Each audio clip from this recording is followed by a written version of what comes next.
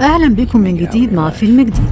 فيلمنا النهاردة مأخوذ عن قصة حقيقية. تعالوا نشوف الفيلم بيتكلم عن إيه. فيلمنا النهاردة بيبدأ مع عائلة بتحتفل بابنهم جاك قبل ما يسافر يقضي خدمته العسكرية في العراق، وبالتحديد في سجن اسمه سجن أبو غريب. وتاني يوم بيسافر جاك، وهو في الطريق بيعرفنا على أصحابه واحد واحد. وبعد ما بيوصلوا للقاعدة العسكرية بيرحب بهم القائد جون، وبيقول لهم إنهم ممكن في أي لحظة يتعرضوا للقصف من المتمردين، ولو ده حصل يعتبروا نفسهم في اعتداء صريح لإعلان الحرب عليهم، وهم لازم يكونوا مستعدين للحرب دي في أي لحظة. وبعدها دخلوا الجنود كلهم للمكان اللي هيعيشوا فيه مع بعض طول فترة الخدمة، واللي بيكون مكان قديم ومقرف، وكان واضح إنه كان سجن قبل كده وما فيهوش كهرباء وريحته وحشة جدا، وكمان لو أثر دم وتعذيب من أيام صدام حسين. ولما بص جاك على الحيطة شاف علامات التقويم اللي رسمينها الجنود اللي كانوا موجودين قبلهم، فأخذ هو كمان الطباشير ورسم علامة انتهاء أول يوم ليهم في الخدمة. وبعدها غيروا لبسهم وكان جه وقت التدريب، وقال لهم القائد إن في على الطريق عبوات ناسفة والموقف هيكون صعب عليهم لأنهم أول مرة يتحطوا في المواقف اللي زي دي. وبيعرفهم كمان إن في دفعة تانية من المتطوعين هتنضم ليهم قريب، وإنهم كمان مش هيكون ليهم أي علاقة بالمعتقلين. ولما جه الليل كلهم ما كانوش عارفين يناموا من الحر والناموس. وقتها هاجمهم المتمردين وصوت الانفجارات كانت في كل مكان، فلبسوا هدومهم بسرعة واستعدوا للمواجهة. بس للأسف اتصاب صاحبهم رود في رقبته إصابة جامدة، وحاولوا إنهم يعالجوه ويوقفوا له النزيف، ورغم كل المحاولات اللي عملوها له إلا إنه للأسف في الآخر مات برضه. وبعد الحادثة دي بيحكي جاك وبيقول في قصته إن أيامهم كلها بقت عبارة عن روتين، زي إنهم بيتدربوا الصبح وفي نص اليوم بيقعدوا سوا في المخيم يهزروا ويضحكوا أو يتفرجوا على المصارعة ما بين حشرات العقارب والمساجين اللي في سجن أبو غريب. وفضلوا على الوضع ده لمدة شهر لحد ما بدأوا كلهم يتعودوا على المكان وجو السجن بقى عادي بالنسبة لهم. وبعد مرور 3 شهور راح جاك للقائد وطلب منه يضم للوحدة العسكرية المختصة بالمعتقلين، فبص له القائد وقال له إن الموقع والمساجين كلهم خطر عليه، ولما لقاها عارف الوضع عامل إزاي وافق على طول. وبعدها راح جاك لوحدة السجون، وهناك لما شاف المختص ديكس عرفوا على طول إنه متطوع جديد، وعشان كده أخدوا وعرفوا على الموقع اللي هيعيش فيه طول فترة الخدمة، ويفرجوا على السجون وشرح له طريقة التعامل مع المساجين. وأول مسجون شافوا كان مايل لتحت، وده كان نوع من أنواع التعذيب. والتعذيب الأكبر بقى لما شاف واحد واقف على صوابع رجله بقاله 24 ساعة ورفع إيده لفوق، واللي بتكون متصلة بسلك كهرباء وإذا نزلها هيتكهرب. وبيعرفوا كمان إن المفروض كل زنزانة يكون عليها 2 حارس، بس ده ما حصلش لأن عدد الجنود قليل جدا، وعشان كده في مجموعة من المسلحين هيوصلوا بكرة، وأكد عليه ما يضعفش قدامهم مهما حصل، ولازم يتعامل معهم بعنف وقلب ميت وما يتكلمش معهم أصلا.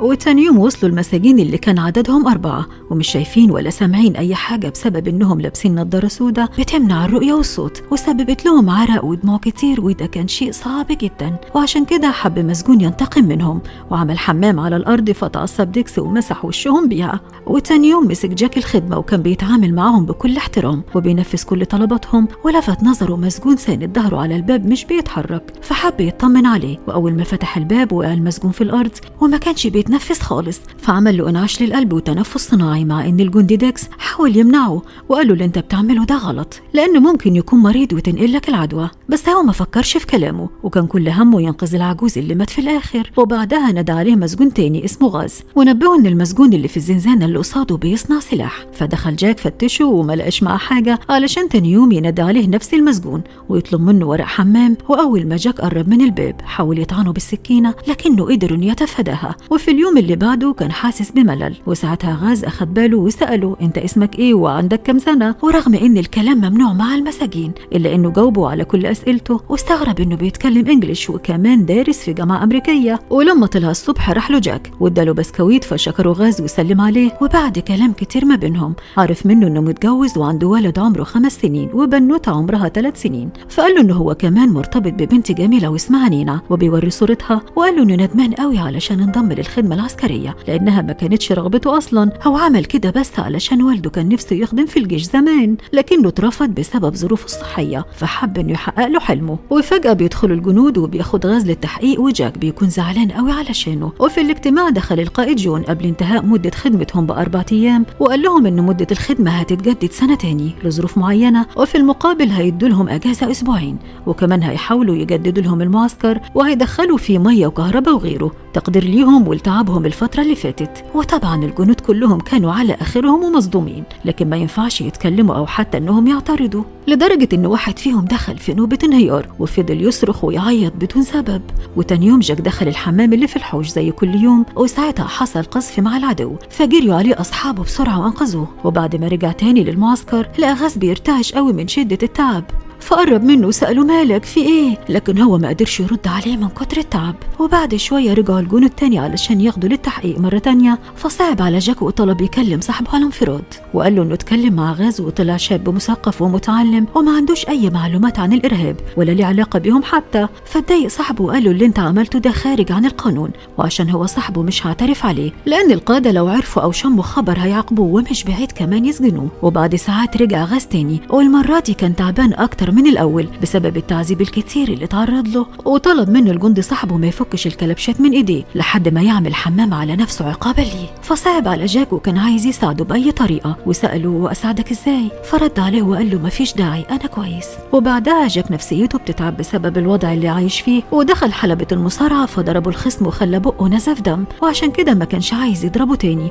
لكن هو أصر عليه لحد ما ضربه وأفقد الوعي. وبعدها رجع تاني للسجن، لقاهم جايبين غاز اللي بيكون تعب أكتر من الأول. ولما عرف القائد جون علاقة جاك مع غاز بعت له وعرفه انه عقابا ليه مش هياخد اجازة زي باقي اصحابه. وفي اليوم اللي بعده لقى غاز شانق نفسه وبيحاول انه ينتحر، فدخل وانقذه بسرعة. وبدأ جاك يحس بالوحدة لان المكان كله فاضي عليه. ولما جه الليل سمع صوت، ولما قرب من مصدر الصوت لقى جندي نفسيته متدمرة ومعاه بندقيته علشان ينتحر، فحاول جاك يمنعه ويوقفه، فلقاه قافل الباب من جوه، وفي الاخر ضرب نفسه رصاصة في رجله. وبعد شوية رجع غاز من التحقيق، وعقابا ليه جردوه من هدومه في عز البرد. ولما شافوا جاك وهو بيعيط اتعصب عليهم وزعق لهم على معاملتهم ليه، ورد الجندي وقال له ان الشخص اللي انت بتدافع عنه اعترف انه ارهابي وقتل 12 مدني. فرجع له وسأله هل اعترافك ده حقيقي ولا كان تحت ضغط؟ فرد عليه وقال له انه فعلا مجرم وقتل ناس ابرياء ما لهمش اي ذنب.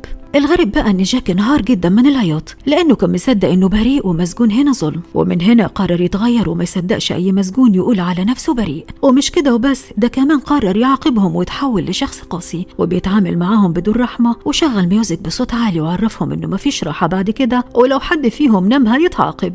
واخر اليوم وصل الجندي اللي هيستلم منه المناوبة الليلية، واللي بيكون معاه كاميرا بيصور بيها اللحظة الجميلة دي. ولما حاول جاك يعرفه على المكان لقى غاز نام غصب عنه، فتعصب عليه وشده من شعره وحط راسه في جردل الفضلات وعذبه بمنتهى العنف. وبعد كام يوم انتهت خدمتهم العسكرية وروحوا كلهم. والغريب بقى ان جاك قبل ما يمشي كان بيودع المكان اللي عايش فيه 2 سنين كاملين، ورغم انه رجع مارس حياته الطبيعية الا انه كان دايما تعبان نفسيا وحزين بسبب المرحلة المأساوية اللي عاشها في سجن ابو غريب. وبعد مرور أيام كان مع حبيبته نينا في السوبر ماركت، وهناك اتصدم لما سمع الأخبار بتعلن صور ومشاهد بشعة لطريقة ومعاملة الضباط في سجن أبو غريب للمساجين، والمفروض إن العساكر دول هيتم محاكمتهم عسكريا وهيدخلوا السجن وفقا للقانون الدولي. فخاف جاك جدا من اللي جاي وتأكد إن مش دي النهاية، وخلص الفيلم على كده. واستنونا في أفلام تانية جديدة، وسلام.